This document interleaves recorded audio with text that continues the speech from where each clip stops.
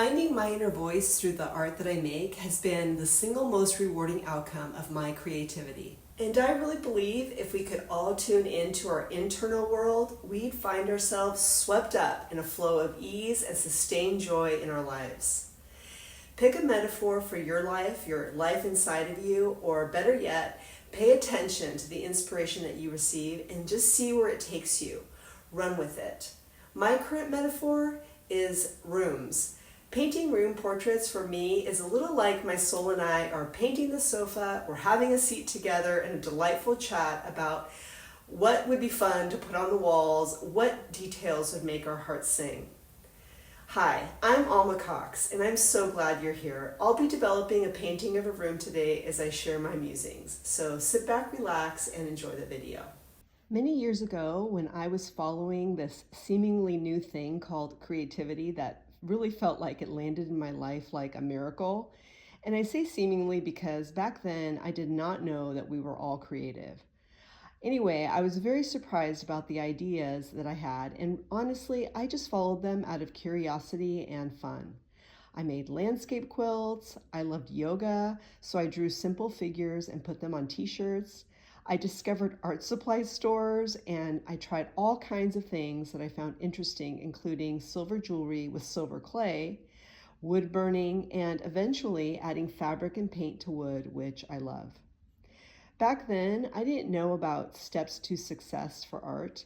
It was early days with the internet. I lived in an art cocoon. Basically, it was a very supportive artsy town where I could write a press release about my art hanging at the bakery, and the information would be placed in the local paper that week. And locals, many of who I knew, would actually show up and my art would sell easily. Doesn't that sound amazing?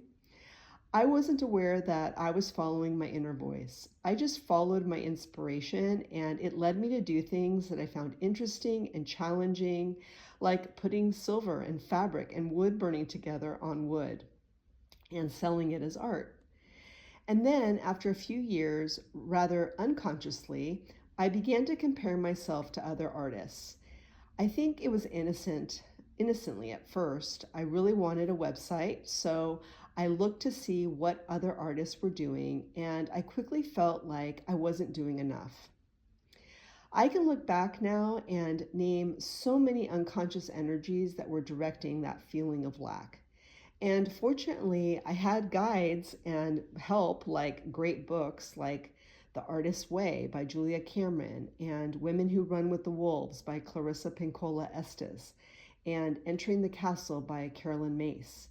And all these books and, the different people that I would listen to, like on podcasts, they would help me navigate things like perfectionism and jealousy and insecurity. And I journaled about these for years, really like my life depended on it. There was a lot to heal inside of me. There was a lot of, issues that I grew up with, like so many of us do. And it just took a long time to heal all of those blockages. So I now see that really that was entirely the point. Creativity led me outside of myself towards comparisons, towards failures that led me to question over and over again, what am I doing wrong? I'm following all the steps to success and I don't understand. Maybe I'm just not meant for this artist life. And I did this many times, enough times, taking it personally, wallowing in a victim mentality, that I finally saw a pattern emerge. Every time I seeked outside of myself for approval, or for likes, or for success by the standards that society seems to be dictating, this just took me deeper within to try to find more peace. And always there was this exhausted plea where I'd be crying and, I would just be so emotional to just get back to that time when my creativity was easier and my external reality seemed to be supporting me in kind.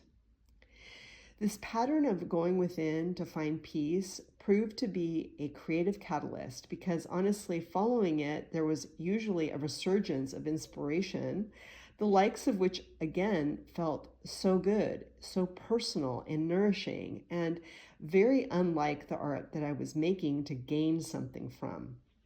For example, I was inspired to write a novel about creativity. I was inspired to alter photographs and create large collages with fabric and paint and photos.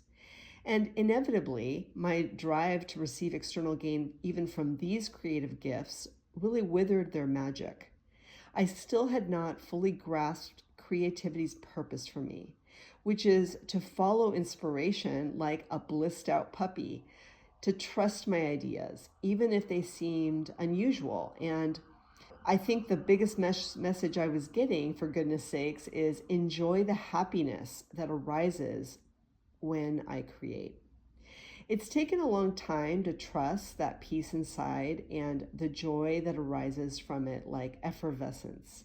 It's that peace that you know it. It's inside of you when you're in the moment, right? In the present moment, you're in the now with your creativity.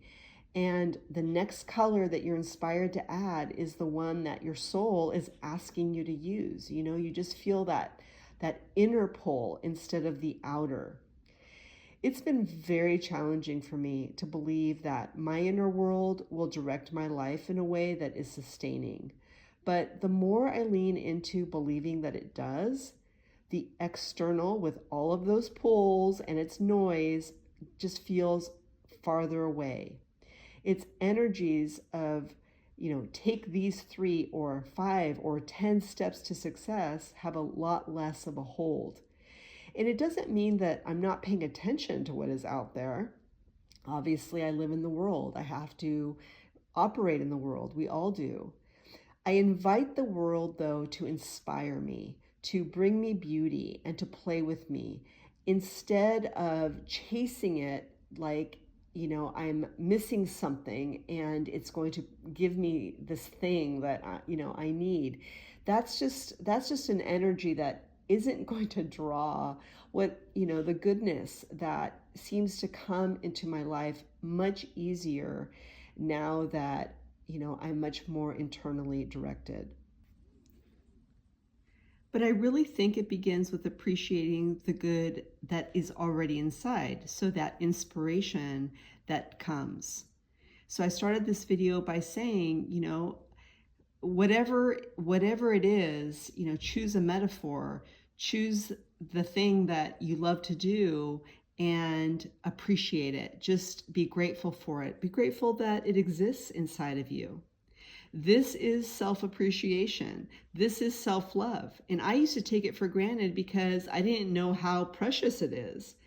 And now that I value it, I feel fueled to show up and contribute my creative gifts. And the energy is just, it's a switch, right? I also think appreciating our vulnerabilities, like insecurity, is another big step towards the soul. The soul wants us to love everything about ourselves, and how it rewards us is with our own self-trust and self-belief. And these are the energies that will bring much more good towards us. I'm just going to end with this final thing. I really think that there's a room inside you where your soul has already made herself at home. She's at peace and in her joy, and she's you. She's that part of you that is peace and joy, and she can hardly wait to create with you. Thank you so much for tuning in. Happy creating.